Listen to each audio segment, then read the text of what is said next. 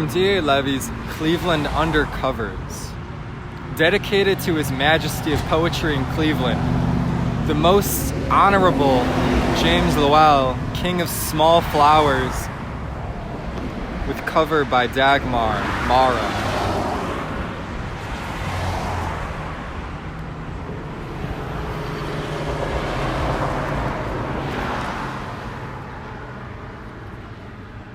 One, sometimes city.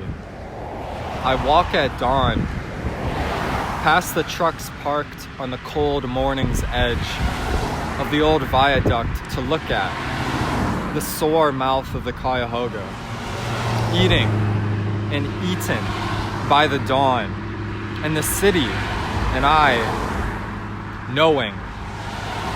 In the east, a new sun is rising, and the grass is growing on the ashes of the city where once I was born, walking in the dawn, where once in a shopping center I slipped into my center and listened to the others sing and saw something of myself as they sang of the city. What can you expect when you wake in the morning and find a Republican tugboat tied to the foot of your bed? But that was then, and now I am and do not expect tomorrow or yesterday today. Instead, I write in ecstasy, and when someone stops to say, "Hey, that's not true," I yell backwards, "For who?" And fuck rhyme. I have a city to cover with lines, with textured words and the sweaty, brisk flesh images of a drunken, tied-up whorehouse cow town, sprawling and brawling on its back.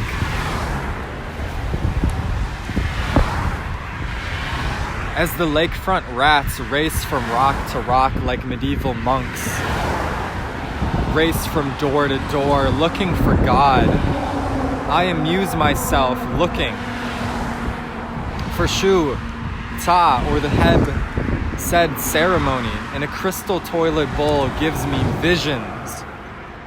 I paint them El Greco in my head and toss a few angels in the sky playing plastic harps that pluck the strings of the Black Lake, and the streets with magical names challenge me. If I paint Windmere on my apartment door like a Pennsylvania Dutch hex sign, will it keep the angel of death away? If I etch Magnolia on the Institute of Music, will the South rise again as Haitian angels sacrifice chickens to the music of Hindemith?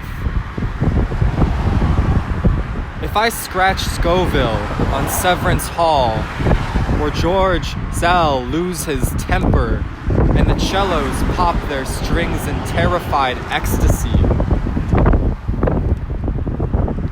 if I write Erie in pastels next to the kitchen sink and the mushroom stones, will some decrepit archaeologist climb out of the drain with flint arrowheads or obsidian figurines wrapped in his fat handkerchief?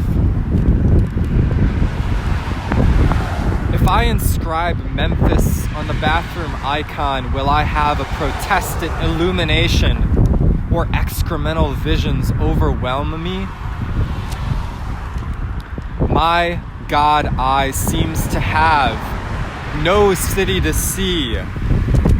I look into the mind of it and smile knowing it is young and becoming one, so it doesn't matter if or why, I still have a city to cover with lines.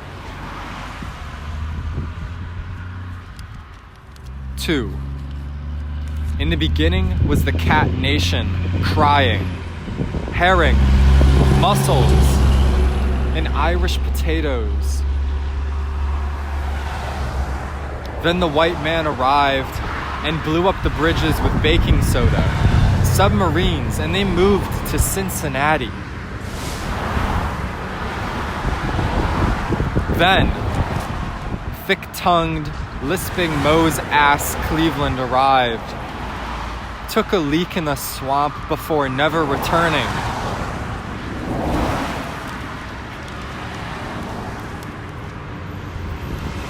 Now, does anyone see this?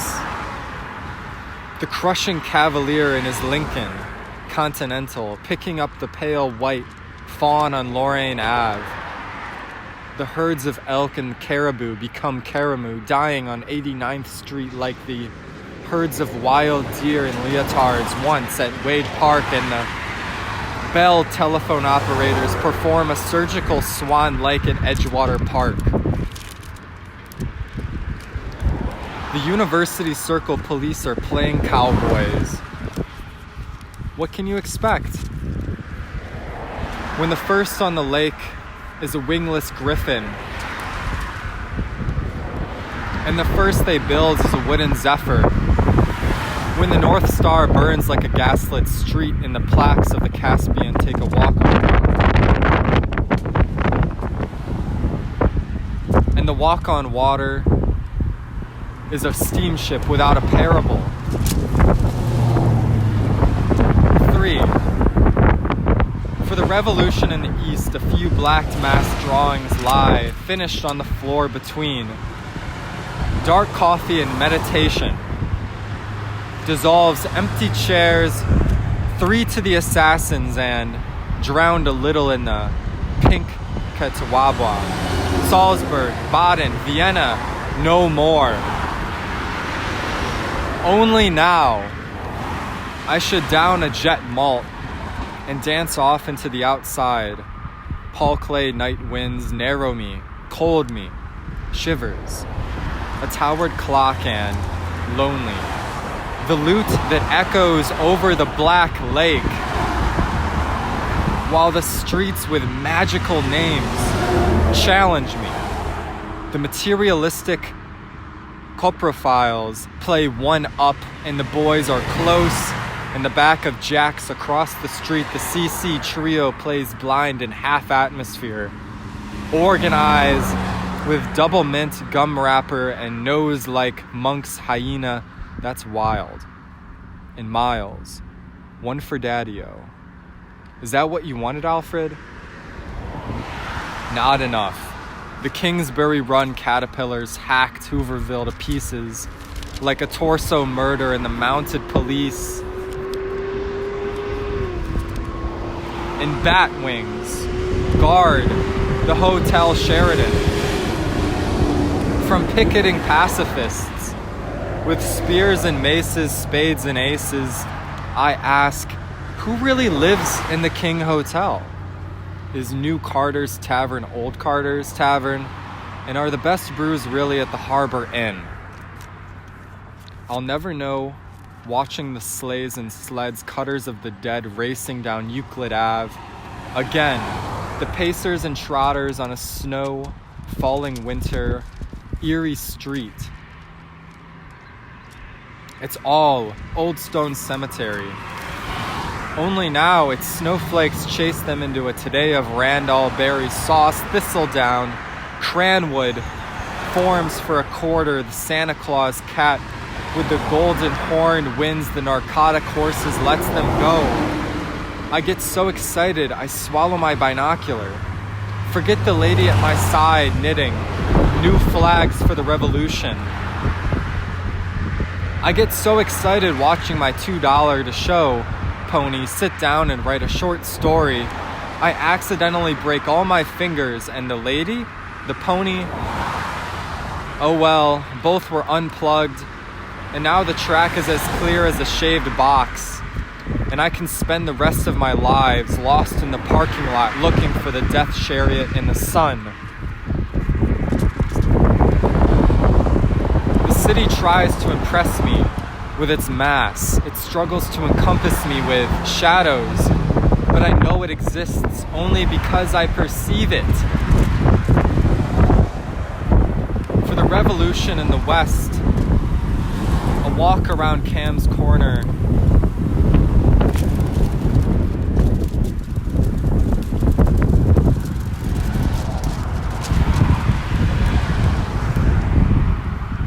can make you want to puke pennies and take the hashish out of your cornflakes. Mourning, if you didn't know, the bored hoodlums are racing stolen cars around Rocky River Reservation's sinister curves. For the revolution at Bay Village, they're planning to dynamite the police station, roaring motorcycles up the steps to Nirvana. And if you didn't know, the bored hoodlums are driving with their lights out on the wrong side of Dover Center Road at night. You'd think it was a quiet, secure little village waiting for the revolution. But the revolution is already happening, and it is a quiet little village. Only now it's not waiting.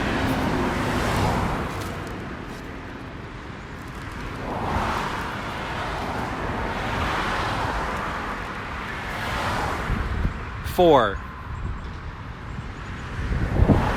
On the other side of the river lies Ohio City singing, and then people looking for a rabbit howl, or the Queen of Hearts in the Forest City, which has been demolished. Everything is second growth, and the wolves are returning like Rimbaud. The Rary Minkle, Cleveland, Cleveland, Cleveland. They are hanging the Indians in public square again. It's all Elk River, it's all the same Chagrin River, it's all Cuyahoga Foga Goldfish Goddess, sings from the 7 cities. It's all sings of the vomit and sings of the chemicals of the Ohio Canal, and sings of the black locust and birches in the streets and the spirit of the oak.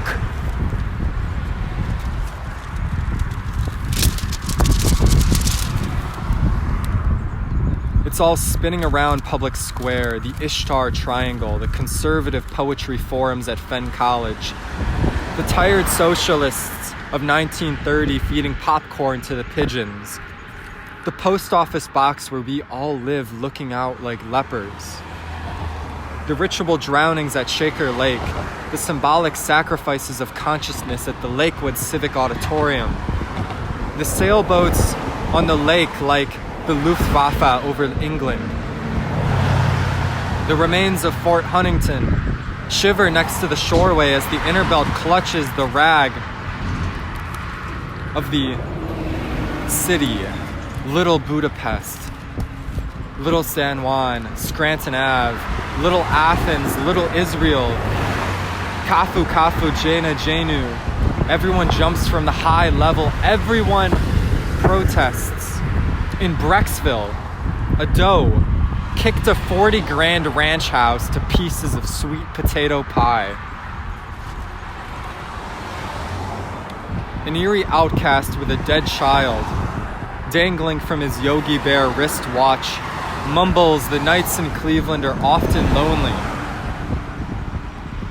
As he scratches notes in the margins of a tattered copy of The Realist, I tell him, the sun bites the left cheek of the illuminating building. He says the nights in Cleveland are lonely.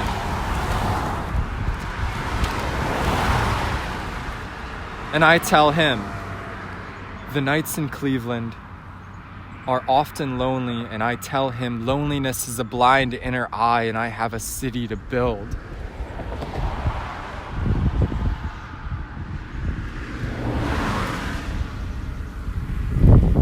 Five. Only now, Leo's Casino is where the great jazz masters play. In one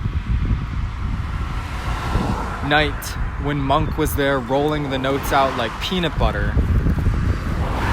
and the peyote sandwiches, I ate a few only to get sick enough to race downtown to the Cuyahoga disguised as the Ganges and build an instant funeral pyre to throw myself on. Only now the revolution is already happening. There's the Jazz Temple, closed via bombing, and the Corner Tavern, and the Esquire Bar, and Leo's Casino is still around tossing these notes out at Euclid Ave.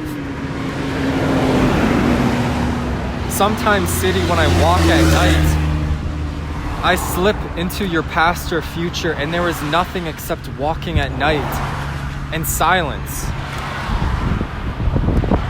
I close my eyes and enter Carter's red house boozery, seeking and finding but not understanding, until I reopen my eyes and I find myself in the blue jug jail of the past. For the last time, the city changes her face in an attempt to control me, but now I yell this life's name at her. She crumbles in confusion, and I wonder, what did I expect to find in this poem? A key? An answer? There is only the city as I pretend to see it, and myself as I pretend to see it. So, now I sip tradition within the coffee-stained walls of the Acropolis Cafe. As the old men play card games, I have not learned. I sip Turkish coffee and devour honey-covered baklava, thinking of should-be brandy-soaked and asphodels on the hills are linked by cloud bridges. In the coffee house, it is not a cat house of the rising sun or the death wagon of the beat generation, but a bridge of clouds to a new culture. A bridge to a new sun is rising, and the grass at last is conquering the ashes of the necropolis.